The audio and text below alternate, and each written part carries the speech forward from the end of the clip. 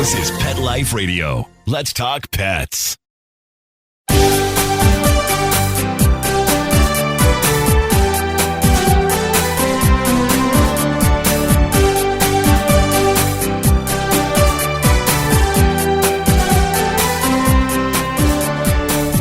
Hello and welcome to Working Like Dogs on Pet Life Radio. Thank you for joining us today. We're your hosts. My name is Marcie Davis, and my co-host is my amazing service dog, Lovey. And we're excited to be with you today to talk about our favorite subject, working dogs and working animals. And today we are welcoming Ashley Drew from Pet Partners. And Ashley is Pet Partners' National Director of Special Events. And she's going to be talking with us about the rewarding work that volunteer pet partners do every day. And she's also going to be talking with us about an upcoming exciting National Therapy Animal Day that she and Pet Partners are hosting. So come right back after these quick messages as we welcome Ashley Drew from Pet Partners to the show. Pets are part of the family. Make sure you can always afford the quality health care they need with Easy Pet Check, a nationwide pet insurance alternative. With Easy Pet Check, you'll save up to 75% on all your pet's health care at any licensed veterinarian in the U.S. Easy Pet Check accepts all dogs and cats regardless of pre-existing conditions. Visit EasyPetCheck.com. That's the letters EasyPetCheck.com. Taking care of your pet can be easy with Easy Pet Check. Let's Talk Pets on PetLifeRadio.com.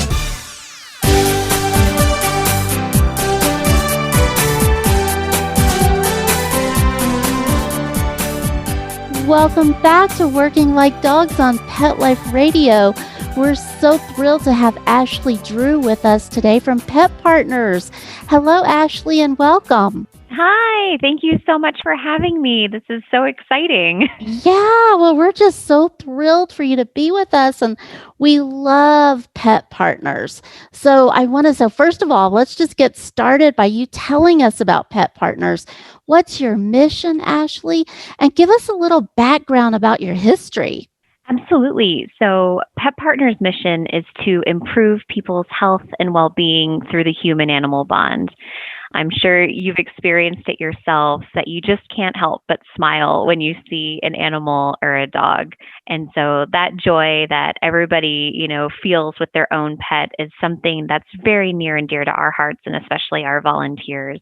And so our therapy animals and their handlers, have such a wonderful loving relationship, and they get to go out into the community and share that with others. And it's just so powerful in how it works. And we're able to serve so many different communities across the U.S. and then in 15 other countries.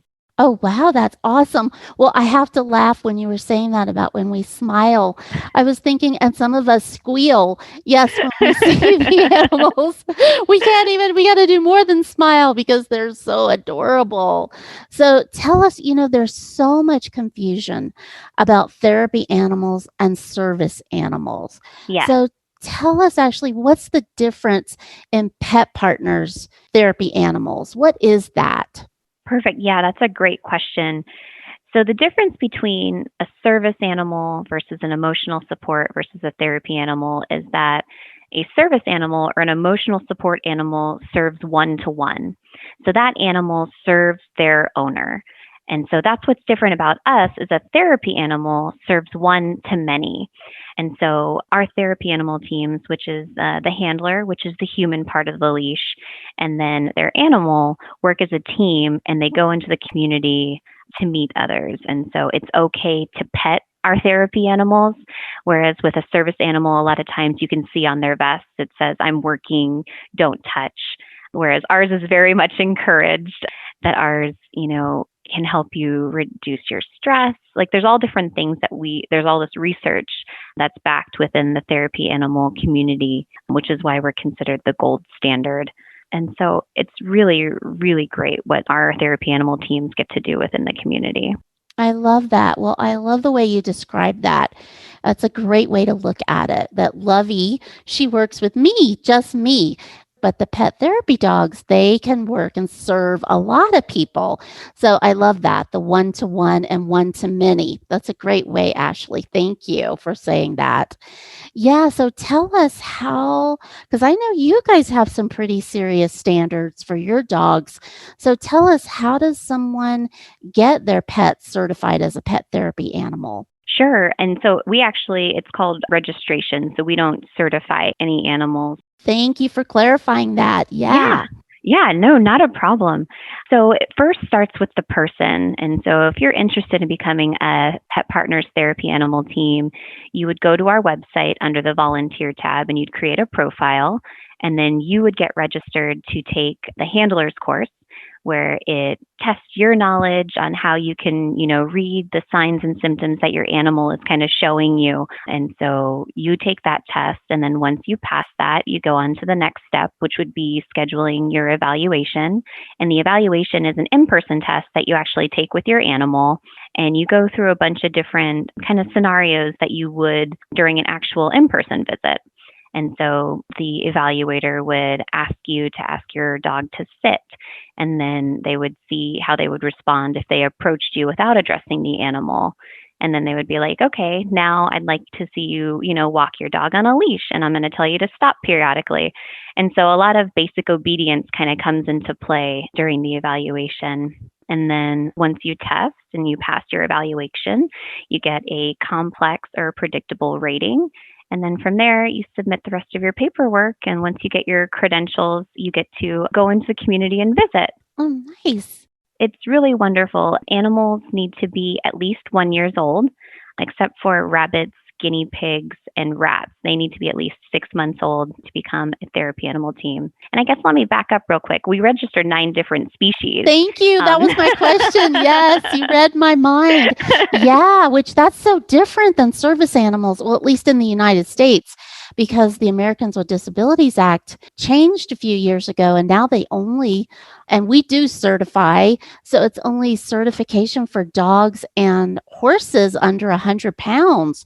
So yeah, tell us about all the different types of animals that Pet Partners will register. Yeah, so we have 9 different species. So we have dogs, cats, pigs, rats, guinea pigs, rabbits, horses, also mini horses, llamas and alpacas, and birds. And so it's just so neat because let me tell you, when I first started, I got to meet an alpaca on National Therapy Animal Day, and it was absolutely magical. Yes, they're adorable. Yes, so cute. We've had a few on the show. Yes, so Yes. cute. Yes. Yeah, that's a lot. Boy, that sounds like a fun party to be with all of those different types of animals. That sounds awesome. Definitely, because not everybody's a cat person, not everybody's a dog person, but most people are. But it's really great to have such a diverse group of animals since we serve such a diverse population within the community as well. Yes, yes. So the course that you talked about, is that online, Ashley, or are they held in person? How does somebody find a course and sign up for it? Absolutely. So when you create your profile through our volunteer center, you can either sign up to take the handlers course online, which can take up to 3 to 4 hours. Sometimes it takes a little bit longer, but you have the freedom to log in and log out as often as you want to complete that. Or we do, well, prior to COVID, we did offer in-person courses where those take about 8 hours, and it's kind of like defensive driving, where you get to have more of an interactive learning experience because you have the instructor right there teaching you everything you need to know, and you have the opportunity to ask questions and have more of a dialogue and a conversation, which I know some people learn better in that environment. So we do offer both ways. And as we continue on, I believe they're going to be scheduling, if not already, more in-person courses as people get more comfortable and vaccinated. Yeah, yeah. Well, I'm sure, just like you said about people having affinity for different animals, they have different learning styles, and I'm sure people appreciate the online option as well as the in-person option. Absolutely. Yes. So, and you said that you guys are in how many countries? We're in 15 different countries. Wow. But it started in the United States? It did, yeah. So our headquarters is based in Bellevue, Washington. Cool. Well, that's amazing that you guys have grown so globally. Because when was the organization founded? Like in the early 90s, was it? So originally it was the Delta Society, and we were started back in, I believe it was 1977. Wow, even sooner. Yeah, so Yes. over 40 years in existence. Wow, that's wonderful. I know. I remember the Delta Society days. Yep. So I'm dating myself. Yes, but I do remember the Delta Society days. Yes. Well, that's so great. And now you're much more formal and you have standards. So tell us a little bit about those standards. You mentioned it a little bit, but if someone's thinking about it, they want to work on getting their pet ready, what do they really need to do? You mentioned the basic obedience, but what else would they need to do to get ready to meet those standards? Sure. So it's really important that you and your animal have a really good working relationship, and that, you as a person have that strong bond with your pet so that you can make sure that you can advocate for them during a visit and be able to guide the interaction so that everybody is safe, so that you guys stay safe and the people that you're visiting. And so that's something that's really important to us that we really like to focus on. And so that's why that in-person evaluation, our evaluators and the volunteers that are there are really able to kind of see that bond to be able to see if you'd be making a perfect volunteer team. And so I can't speak to all of our standards because I'm not as well versed as some of our other wonderful staff members. But I know that your animal has to live with you for over a year. They need to be at least 1 year or older for dogs. And then we don't require any specific courses. So like our program managers, I've heard them mention that, some people choose to do the Canine Good Citizen, but it's definitely not required. But you will need to have basic obedience because you'll want to make sure that your dog, sits, stays. Part of the evaluation, they have like a leave it where they have them leave a toy. We also have neutral dog where they're tested on walking by a dog that just appears, and they want to see kind of how that interaction is, if your animal is going to stay with you or is it going to go and try and interact with the other animal that's just walked by them. And so our website's got a lot of really wonderful resources, and our programs team is really great about getting back to anybody who has any questions or want to learn more information about becoming a registered therapy animal team. That's excellent. And we will definitely have that web address on our site so that our listeners can find you guys because, yes, it's a wonderful website that makes it really super clear about all the requirements and how to get that course and get information so that you can become registered. Yeah. Well, you mentioned COVID-19, which is the pandemic that we're all living in these days. Tell us, Ashley, how that has impacted pet partners and the work of therapy animals. It's made a huge impact because all of our volunteerism is that in-person interaction. And so I know that the populations that we visit have been missing the visits like crazy. Because our therapy animal teams, go into the hospitals and, visit all types of different people. And same with the schools. We have a Read With Me program where our teams go in and the kids get to read to a dog. And so with schools, being with virtual learning, that's had an impact there. We also have workplace well-being where we would go into businesses for stress relief for staff, where we haven't been able to go and do that. Same thing with our veterans or senior living facilities. They're definitely missing visits because some of them during COVID, their family couldn't even come see them. So they weren't seeing their family. They weren't seeing their therapy animals. It can cause a lot of isolation for a lot of people. And I know even in my own life, it was just very hard not getting to see any of the teams that I was used to seeing. I was able to interact with therapy animals on a daily basis on a regular business day. And then to go to not seeing anyone but my own animals, thankfully I did have my own, but the therapy animals just knew what you needed at that time. Yeah. It's a different interaction. Yes. It is. Yes. Yeah. And so it's just been so hard. But our teams are so incredible and so creative. And so during the pandemic, they got creative and they did virtual visits. That's what I was wondering. Yes. And so they've utilized Zoom and FaceTime. And so many of them have still been able to interact with some of the people that they are used to visiting. We've also had the opportunity to go and visit more of our first responders and our healthcare workers. So when everything was pretty much locked down, some of our teams were able to still go visit those nurses and those doctors that were working in the COVID units. And so I know that that was really, really meaningful to them to just be able to have a minute to interact with an animal. Yes, I'm so glad they got to do that.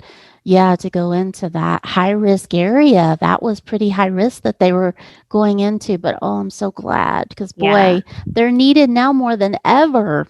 So needed. And then some of our teams do window visits. And so, yes, I've seen that on television. I love it. Yeah, they would go by some places. And then some of our other teams even got creative and had little cardboard cutouts of their therapy dogs made that they dropped off at facilities that they would visit so that people could either, take a selfie with Great it idea. or, still see it and know, that therapy animal is missing them just as much as they're, missing them being there. So, just that little thing to be like, hey, we can't be here in person, but we're definitely thinking about you. So it's been really heartwarming to see everything. And you can see through our social media channels, people posting their virtual visits or their more creative visits. So if you're looking for a pick-me-up and, you want to see some really cute dogs, really cute animals, our social media channels are a great place to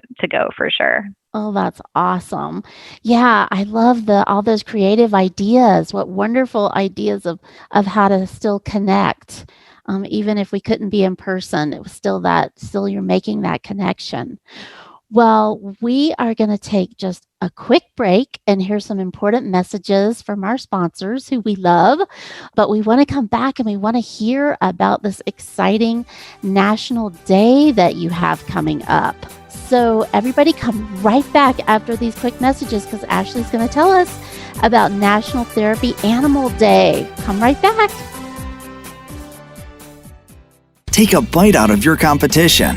Advertise your business with an ad in Pet Life Radio podcasts and radio shows. There's no other pet-related media that is as large and reaches more pet parents and pet lovers than Pet Life Radio. With over 7 million monthly listeners, Pet Life Radio podcasts are available on all major podcast platforms. And our live radio stream goes out to over 250 million subscribers on iHeartRadio, TuneIn, Stitcher, and other streaming apps. For more information on how you can advertise on the #1 pet podcast and radio network, visit PetLifeRadio.com/advertise today. Let's talk pets. Let's talk pets On Pet Life Radio. Pet Life Radio. PetLifeRadio.com.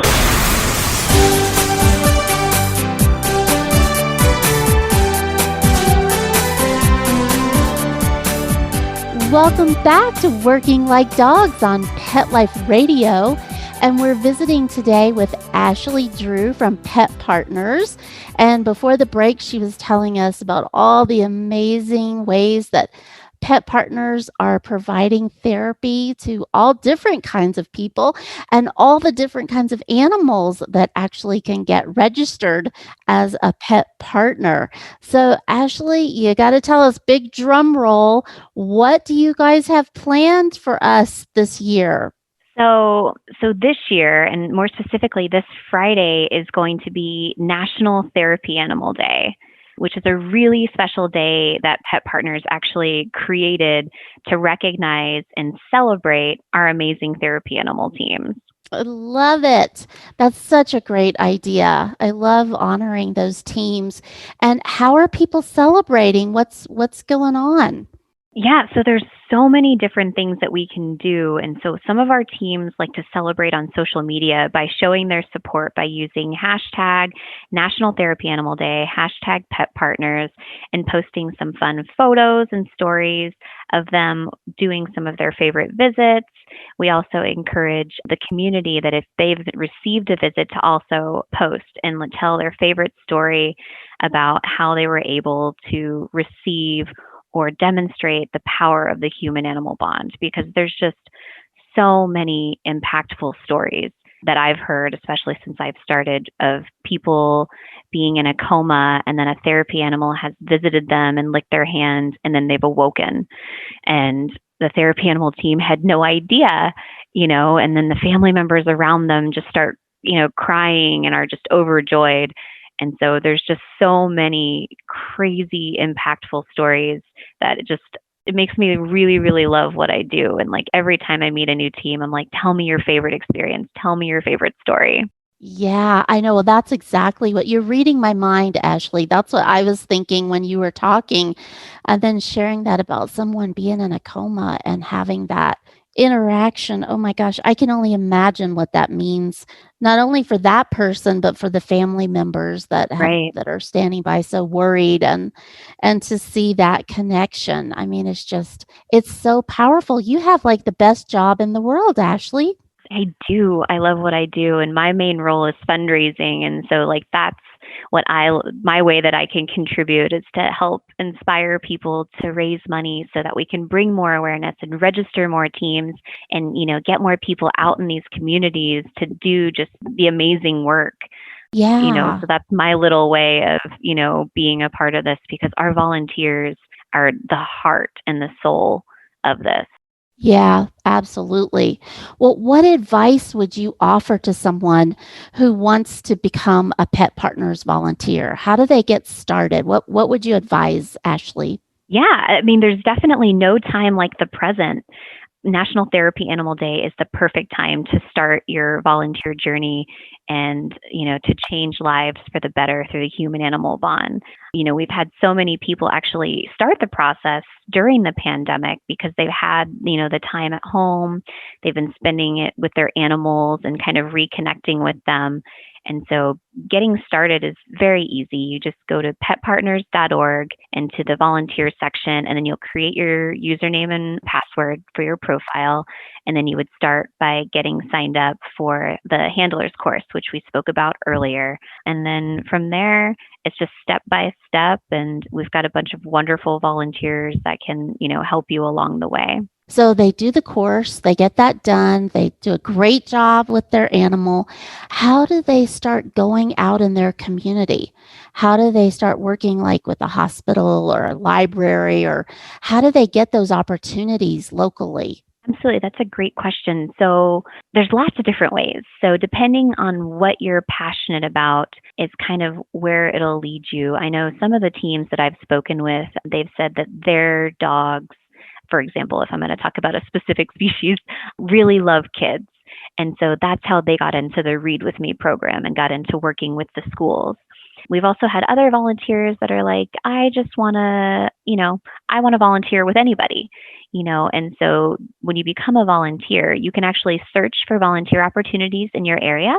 And so that actually pops up a bunch of different places.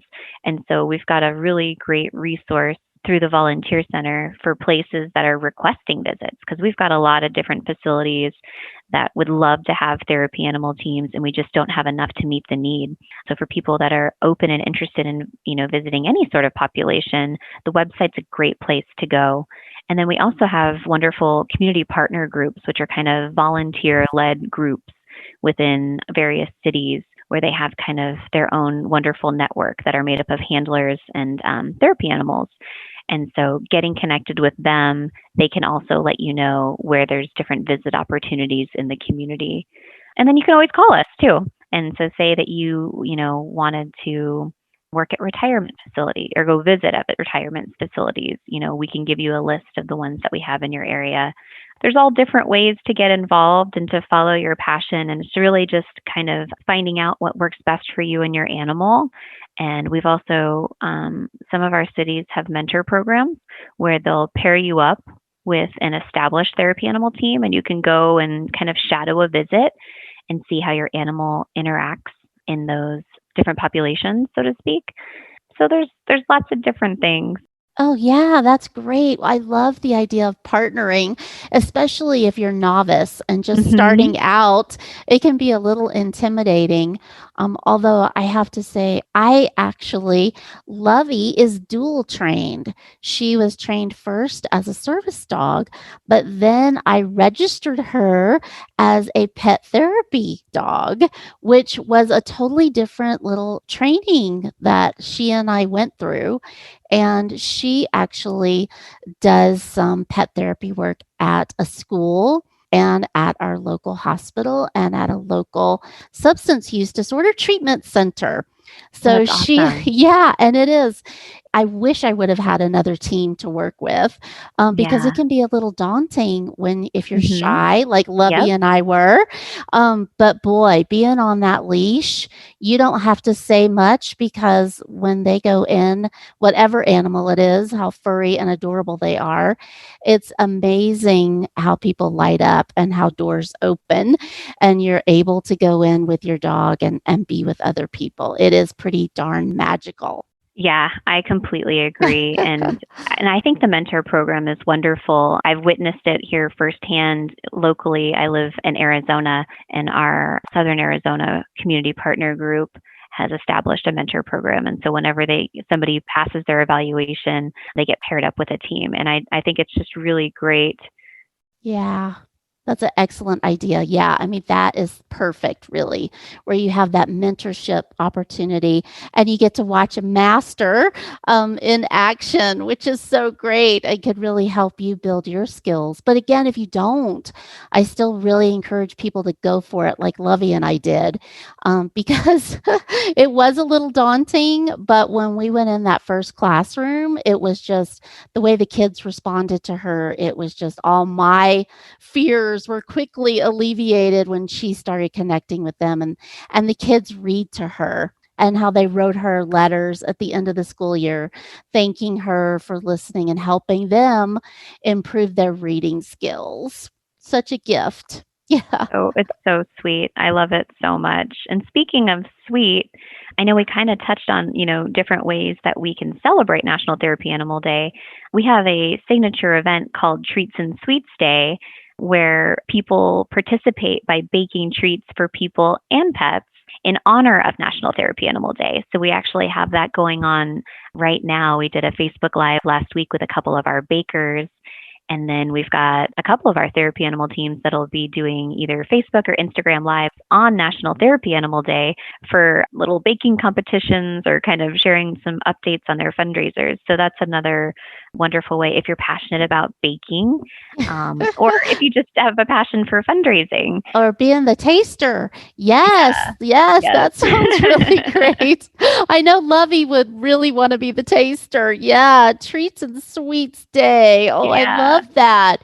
Well, and so you mentioned Facebook. So I'm guessing that you're also on Instagram. And what other social media outlets should we be checking out for you guys? Absolutely. We do have an Instagram, and then we also have a YouTube channel, which is really wonderful. Any of our lives we post to our YouTube channel, but we also have some really wonderful stories and videos about impactful stories too.